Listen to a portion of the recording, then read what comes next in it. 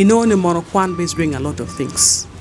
Because leave alone meeting a lot of people, you're engaging with a lot of people. At some point, you have to low mindset, Platiana Yahamani. Inoni wa kwan man, my phone make a phone gang kwan in Mukane. It is really against. Inoni cho loho tampanyaha. Like, man, in the agreement again. It mean no lacho, maybe ma lacho, meet a bigger deal, bigger terugang, all that. So inoni mono kelu a lot of issues in a home. Bella, kijuma chicken and well. But the issue is perception. There's that pride money. Paying though, there's that pride money. Mawachini mono and 11 any na met la choice, and they're very selective. They want to be independent. Bella, and na kwan after all la choice. Ingo choma kembe le choice. The fact ni mono me Jimmy Wang maybe gwa rebe daho ate. At some point, maybe at a tea and all that. Now, what's the use of Anne Kwan? So, a woman would want to be very independent to the extent I better stay on my own and earn my money and all that. You see, these women are really sharp. You see, but they're really challenging, and that is what men do not like. Challenging. They always want to be on top. Naturally, that is what they want. And then these learned women, obviously, they'll always challenge you. But then this woman who feels, I am capable, I have the voice, I have the right. These women know their right so much. So she will always question a man. Because any decision I can stand on my own. You see, I am capable to stand on my own and live my life, with or without a man. So this is really a big challenge. These women, they're exposed, and to null war that challenging part many mother always bring.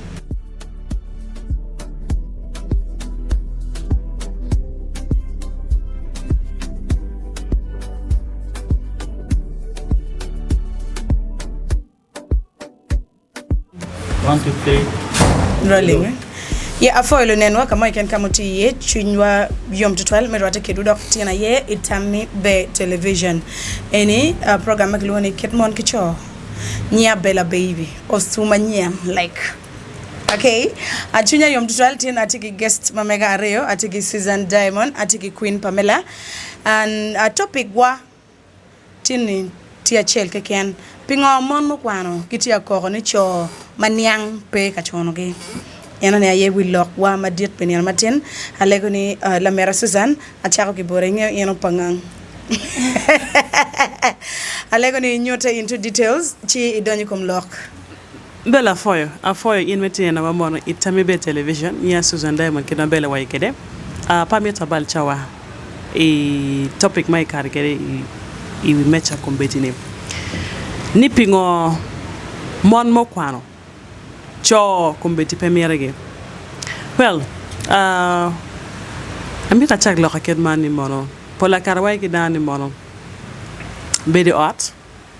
Timokotam ikien danario. And mokotam eni ino ngeracheli kwenye kane chabala watel bod la cho.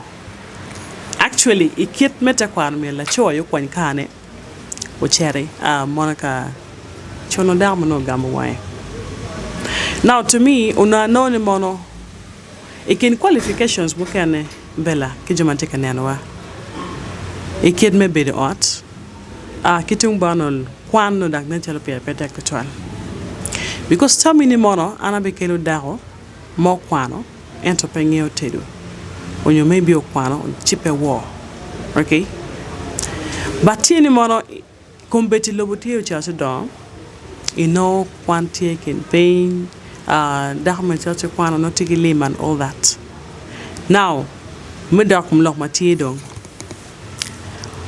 pameta kwe loken in Bella ameta ye loken in mono polo chal komedi gitie ma they're floating, they have money and they're floating. Pen la cho degiba no penny peggy feelings. No penny they don't want to be as in married. Pero don't be any mono. Pola kawai lock any mono. Tiakinen daho mauquano. First of all, is a woman much what I can do one that. Like she has met with a lot of people. That is one. Secondly, maybe kama ake kiket manene kere kiket maka to get a competitor. Rawani maybe la cho eniba nan chalo. Onyo just standard man me ko men metiko. Chalo da hamo kwano. Now la pain no beauty ni mono in la cho metika bio ni mono. Are you up to the standard? Padaho enoni. Morki madaho ni anike badaho mo kwa nene kede. Which is contrary to dahme no ni mono. Beremere is a kind udo inte dero. Riya monetary kanyola and all that. She's willing to go with any man mano. But ino ni mono kai kom lokum beto buti makija unmonte kanyanwa. Ino ni mono kwan base bring a lot of things. Because leave alone meeting a lot of people, you're engaging with a lot of people. At some point, you have to low mindset, Platiana Yahamoni. You know, only one man, my phone, make a phone, you can in the Mukane. It is really against, you know, the child law tampanaha. Back, man, in the agreement, any. It may know lacho, maybe ma, lacho, meet a bigger dean, bigger terragang, all that. So, you know, the monokelu, a lot of issues in a home. Bella, Kijomatic and Yanwa. Like I will look at our look mono. Penny peggy feelings in the pain they don't want to get married. But the issue is perception. There's that pride money. Paying though, there's that pride money. Mawachini mono and 11 any na metla choice. And they're very selective. And then that is the reason as to why in Nano Cho luor mon makumbiti gukwano. Ikina bena get tamani mon money wigila mal. You've ever seen it happening? That maybe because I done it in one kitty that or you made a medium, you have to provide and all that. Marco and Tati umu wanyo, when you're weird wanyo, you give everything to the woman, like maybe documents, gomengom, kijim, kanebella. That okay, yamatikani. We've ever seen it happening. That habo panyo kare, ramolako, Jim, eoni. Chair okay, and la cho doing dilemma. Let me tell the truth, Nimono, mon kenen dama take chele. A woman feel she doesn't need a man, she can stay alone. That is, it will not change. It's a contrary with men. La cho ka take chele no ni miracle. Medman. Medman wo cham chene one. So to me the only issue matiko be the men no ni mono mon mo kwano. They are going through anything mono. Cho lorge one kidoni giria piani kainene engaging matut melo don lubioni she might become an enemy ram kwali and all that. Secondly, they want to be independent. Bella and kwan after all la chone ingo choma ka melo chonye. The fact ni mo me Jimmy Wang maybe gware bed da ate at some point maybe at tea and all that. Now what's the use of army kwan? So a woman would want to be very independent. To the extent I better stay on my own and earn my money and all that. That is another. Kidong, peweng, those some look mawara pride. Someone who look at the background, the papers she has and all that. But let me tell you, the degree will not marry you. You need a man, my sister. You need a man. What if they are not coming? Hey, mole ya bella, mole dape, kankana. Kekwe kumot kumole. Mwole be submissive to a man.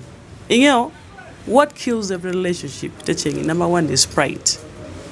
And I know ni mono, kadibeti mon la cho money, pay gigi more, and to down war. You know that marriage will stay. And war by these both sides. I'm paramu worry, but you're giving me, 20%. That will not work. So, in down America, you me. Kede kwa telling on, and became mwole, keti gang. Bed mego, kong you find degree ni bolo kong pay maybe and all that. Okay. Yeah, I think that is Tama for now. For tell me Suzanne, Queen Pam. For my chair, we will work in Anwa. For opportunity, present our Bella and then my co-guest Diamond. Topic of my family, having met a kick yeah, ngoma ma wero anyera magukwana inde bo mamado kumbitikani kipe ka nyumgi kunyocho petika miatugi. That is our topic of today. Ani now maluka ki experience my now berne even my own relatives anyera ki gang mama ko kwa maduong level mater ya da gipe gengi maduong berne mina machel gen my now ni tie per bedir ena ye Minema said mon kong minema naturally women are really wise. You know, you're not down with you. So a man men always have that fear money ni. First of all, these women are very exposed. We get it very sharp. And so naturally they want people they can manipulate. No mama they take for granted. When you mama ngo and why you lock then any beka year watim kumano. But if you see these educated women, they're really challenging. Pegi ye jembilele kumano. Ka ibion ba dar me wati ne oba wile ka ngomoni kucha. And then amira wa geri ye. An educated woman will first of all ask you wati yakunu. We see the location of Diana. Is it safe? Is it safe? Who are the people? The evidence. You see, these people, these women are really sharp. You see, but they're really challenging, and that is what men do not like. Challenging. They always want to be on top. Naturally, that is what they want. And then these learned women, obviously they always challenge you. And okay, now you make him on let me say no, they are not highly educated. Somehow they're peaceful. Why? Because these women, I don't want to say they're submissive, but yes, they really submit. You make a it's okay. Penny Benny Piani Giwain it's okay, but it's because care pay when you do one pay. Because Kaita requesting that you need any will with the evidence and you could be in there any be pay what kitchen. A man will question you, who do you think you are? Actually, when you who do you think you are? You see, he be paying you, who do you think you are? A man will ask you, and it's true. You are nothing. You don't have the money. It is this man mighty truly art, mighty berry. It is this man mighty feeding in. It is this man mighty willing or bon. So that question of who do you think you are is always be link more. You always not question. But then this woman who thinks, who feels, I am capable, I have the voice, I have the right. These women know their right so much. So she will always question a man. Because any pain, any decision I can stand on my own. You see, I am capable to stand on my own and live my life with or without a man. So this is really a big challenge. These women, they're exposed and to no water that challenging part money mother always bring. Yeah. Though not whole, okay? Pe weng pedong ni pe chergang kwan kere maga kwan. Yes. Chergang kwan non formal. En non formal e chuki tek ko be ne waj doge. Jiti a roilo tiano be mad. But anyways, I know chalo pe weng kumanko. Yeah, pe weng. Pe weng bad dong ogwala chel mon balwang pi wer dong ko be no gitika luor pian pe wai nyom kwang chona me na ma chel. Don't do the power. Pinga money don't go resorting baraway matena because K team kwera mabe season. Ibi noni these women komberichane gitia gama awobe matena ana wobe matena pedok ni mama tiuni ba wa mer ma petiuni ni ye kong na machel. Pe gitija tima pe gidwan mo. Tijeti adwan onle. Le ragnement pe oui donc gimo donc bépé peni pe miro peni dago ne pe mer krana nen Suzanne waje kere bad donc pe weng tamango mo mi balotina wobeni because oberi chane ki ne ma be kere ga beti monene ni miro ko di mon makuma awube mer ko mon makuma ne but machalo in Latina will be kono. How do you feel ni sugar mommy be peram ber sugar mommy dian sugar mommy zigini weng jo lonye ba and mostly yes kere en la mo apiar de mo abani tigi chene matiga gamo ngat ma en loya ki mo kane en loya la cho ni trust me en long sugar ni en long sugar no don't want you to get to come on so like my fellow sisters alego ni wa mio tam kivulo hinini wergunge ngome atima e kom gima e kan mo bi about gi in terms of relationship yana ngene ni pema. Well, Abella Foy, it's so unfortunate mono iyalwak eni ma wambedi kare mo atige eni jime unten ketani and I don't think we can get Bella. Piano the truth is mon magitiki lim tika nyani on kiniano. Like you wanna wake previously mono that homatiki lim would not be able to submit to a man. Manobu lawyer, manobu DUBA, or mirangi again more than that woman getting on result in Chabra Latina woman TD. Now, in Latina woman TD marketing Jenny, we have a lock lemon sugar mommy. I get you lock him mono. You don't have the right to decide. It's like any pepema. Iti kenyo pian kiti kidi e mere chop mere pa daho enoni. But you're not minding about your future. Adaneti moko be pemira annual kid by the way. Met bet kenyu ilup loke me chene money only but she's using you like a tool. But now in Latina women kenyu think about your family like can make a raising in kid. Do you someday want to grow up and be someone who is responsible? In make you any daddy like you be a man. In your kid more till yet loyalty chinkan yani ala cho being disrespected. Apiene peki kero. I don't think again ni remikom cho wing. Now in Latina women metidi, you have a bright future. You can actually work hard and go for the woman who actually respects you, support you. But you're going for this one, matika mirti merikidi mirne money ni. Alegi ni mono in Latina women to work Kenyo. Angini pe winye mamiat by the way Bella. Akachel monarchy apam. But Latina we wing. Mokana Guinean one look again state. You understand? But we're trying to advise the piani wanene mono. Kama we load chere kumbetini. Ibi no money kumbeti get a shortcut. Like what you want, you get it in the short run. Ento ketam konga nyima migi. Ubeni because it pay it one. You never know bene. Akigo ma right work. Kilo mado baleni tu kinga ngangi ben chet ngolem. So tameti ni mono. Think about your future. Think about your parents. Think about that dream that you had when you were still young, growing up. Do you want to be in that position, like a bedka, kadina dia? In fact, no, ne pay la cho. So adane tini mono in Malatina wubemeti kenyo. You so much into this mon makiti cheneni. Ngini in pay chwa daho on negiti kechato tool. You need to open your eyes. You have why teach, and then you decide on your own and stand as a man.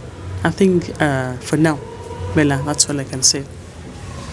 For me, Dare, ma fit pa mi utamai bor lo tiana wowe matiano.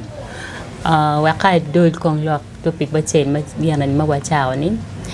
Tama betieni cho par mo ni pingo mo pika tinyo mungini. So, we are already in a competitive world. It's full of competition. For you to live, for you to survive, you need someone with sound mind.